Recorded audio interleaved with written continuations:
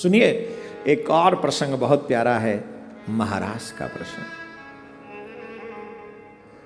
जितनी भी गोपियां थी वो समस्त ये चाहती थी कि हम श्री कृष्ण के सानिध्य में जाएं, कृष्ण को पाएं।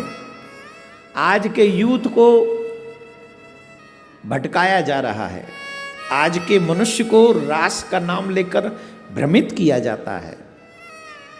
रास का मतलब वो नहीं है जो हमें समझाया जाता है। रास क्या है मोस्टली लोगों को नहीं पता, और जिन्हें पता है वो भी अच्छा कैसे समझें उस राशि को, तो बड़े बड़े विद्वान नहीं समझ पाते। क्रिया तो वही है जो एक पुरुष करता है, एक स्त्री करती है, क्रिया वही। अब एक पुरुष अगर एक स्त्री का हाथ पकड़े, उसके संग नाचे, नृत्य करे, तो ये नहीं लगेगा ये काम ही है, ये नहीं लगेगा कि ये तो गलत कर। और तुम्हारी तो बात छोड़ो, परीक्षित जी ने 3 बार प्रश्न किया। आप तो कहते हैं कि भगवान का प्राकट्य धर्म की रक्षा के लिए हुआ था। जार भाव से भजने वाली वो गोपियों के साथ पराई स्त्रियों का हाथ पकड़ के नृत्य करने वाले वो किस धर्म का स्थापना कर रहे थे? जरा कृपा करके बताइए। गीता पढ़िए, सुनिए, सुनी तो होगी कभी। कर्म किसे माना गया? जिसमें मन लिप्त हो। जिसमें मन लिप्त नहीं वो कर्म कर्म नहीं, उसका कोई फल तुम्हें नहीं मिलेगा। अगर आप पूजा कर रहे हैं, पूजा में भी आपका मन नहीं है, आप कथा सुन रहे हैं, आपका कथा में भी मन नहीं है, तो उसका कोई लाभ नहीं। और आप यहां बैठे हैं और यहां बैठकर भी मन से मदिरा पी रहे हैं मदिरालय में, तो आपको उसका पाप भोगना पड़ेगा। ये कर्म की विवेचना है, ये कर्म की रेखा है, रूप है। समझ में आई कि नहीं? कहा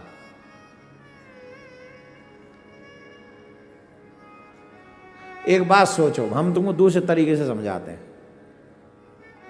एक पति अपनी पत्नी को बिल्कुल लाइक नहीं करता, फिर भी एक ही साथ में बैठा है।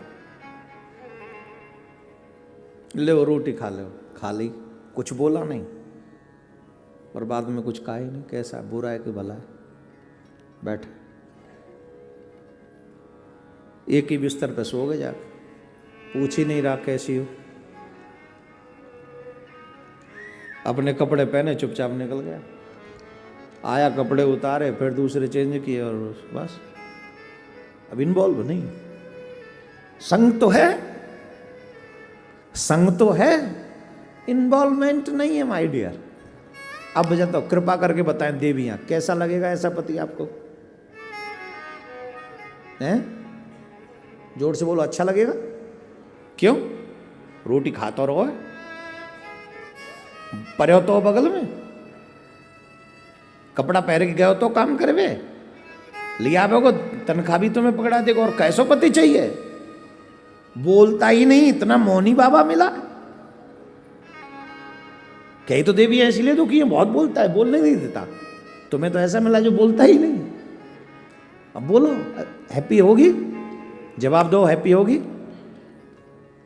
क्यों? क्योंकि तुम्हारे साथ उसका शरीर तो है, मन नहीं है। तुम्हारे साथ रहकर भी सोच वो कुछ और रहा है। तो आप जब आप नहीं हैप्पी होंगी बिना मन के, तो वो तो जगतपति है, वो कैसे हैप्पी होगा तुम्हारे बिना मन के? वो तो तुम्हारे घट में जानता है, तुम्हारे घट में बैठा हुआ है, सब कुछ जानता है। इसीलिए जो गीता में जो मन से कार्य न किया जाए, जिसमें मन इन्वॉल्व, और जिसमें मैं की भावना न हो कि ये मैंने किया है, तब तक वो कर्म का फल आपको नहीं मिलेगा, चाहे अच्छा हो चाहे बुरा हो। अब भगवान रास कर तो रहे हैं, पर मन उनका लिए नहीं है। मन तैयार किया है उन्होंने, किसके लिए?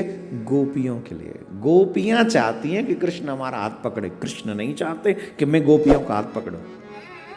जैसे पत्नी चाहती कि मेरे संग रह तो सही, कम से कम बोले ना तो। तो कृष्ण नहीं चाहते कि उन्हें पकड़े। गोपियां का भाव, उनका भाव है कि कृष्ण हमसे बोलें, हमें पकड़ें, हमारी चूड़ियों को देखें, हमारे श्रृंगार की प्रशंसा करें, हमें अपना प्रेम प्रदान करें।